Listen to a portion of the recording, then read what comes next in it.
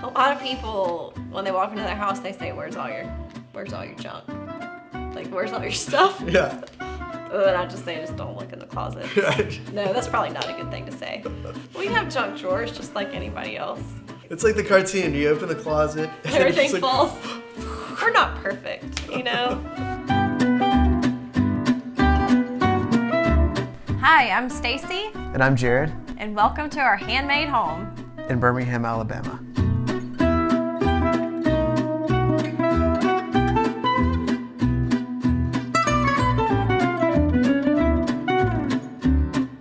This crazy tornado outbreak happened in the state, and I was actually driving around looking at the damage. But then I drove past this house and it had a little for sale sign out front, and it was basically the only untouched home on the street.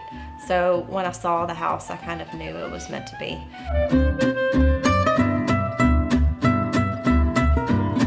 We actually hosted Thanksgiving, and we were so proud because we had gotten the house so clean, and we were going to carve the turkey, and I think your mom said, wow, your kitchen is very dim. Really, we lived with that kitchen for years, and it was horrible. We lived with the vinyl floor, we lived with cabinets that didn't close, very limited storage. No pantry. Very dark. Like, it was just so dark. The reason why we went with an all-white kitchen was because when you were in the space, it never felt clean. And so I think the main goal for the new kitchen was for it to feel clean. I think maybe that's why we went with all white.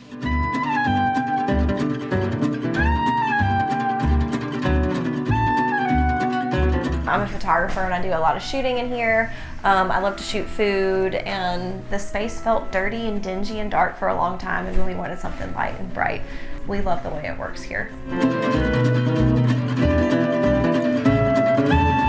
So this is a really basic hood. It's super standard, very cheap, under $100, but we framed out all around it and then clad it with some tongue and groove to tie it into the rest of the kitchen and make it look a little more intentional and integrated to the space.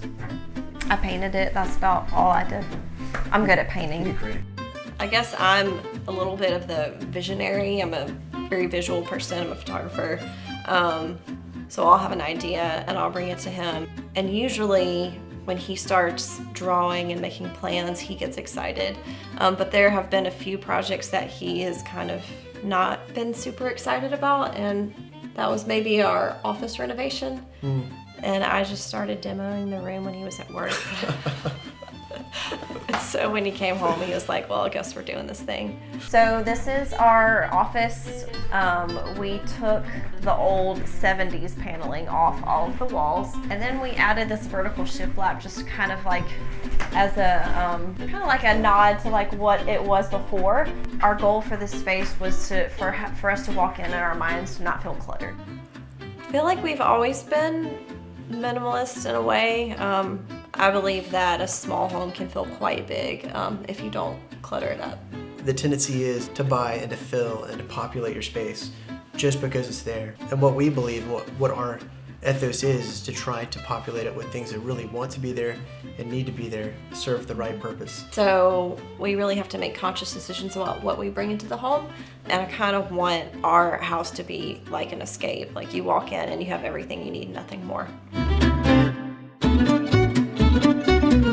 This is our most recent DIY project, our master bedroom headboard. I guess, I don't know if you would call it a headboard. It's more kind of just a part of the room now, which is kind of like what we wanted it to be. I actually showed Jarrod a picture of this discontinued headboard, and I really wanted to kind of create the same look, but kind of like Elevated. Elevated. Elevated. There you go. I'd say that. Elevated. We wanted to make sure you didn't see wires going everywhere. So one of the things we did to hide the wires was to embed a QI charger inside the shelf. So when it's time to charge your phone at night, just lay it down right there on the charger. And when we want to turn off our lights at night, all we have to do is say, good night. The scene is set. Good night. Feels so cool doing that. And here is our master bath. This is the one portion of our house that is an addition. Yeah, I'm really proud of that bathroom because we were able to start from nothing we really weren't confined by what was previously there. So being able to make some aesthetic decisions in the construction was really fun. There's a lot of mirrors you can find ready to go off the shelf, but we wanted something that fit the space, so the only option to pull that off was to have something fabricated. I think whenever you can fabricate something, you add something really special, because it's not something that you could go buy. It's so fitting to the space. Like the breakfast bar is very integrated to where we live. The shower panel is really integrated. The headboard is really integrated. So yeah, I think fabrication of little pieces here and there adds something really special. A lot of people come up to me and say, well, tell me the easy way to do this. And a lot of times there really isn't an easy way to do it. I think that just because something appears to be minimal doesn't mean that it's easy.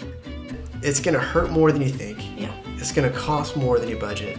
It's gonna take longer than you planned. And that sounds terrible. But after I say that, I'd say, do it.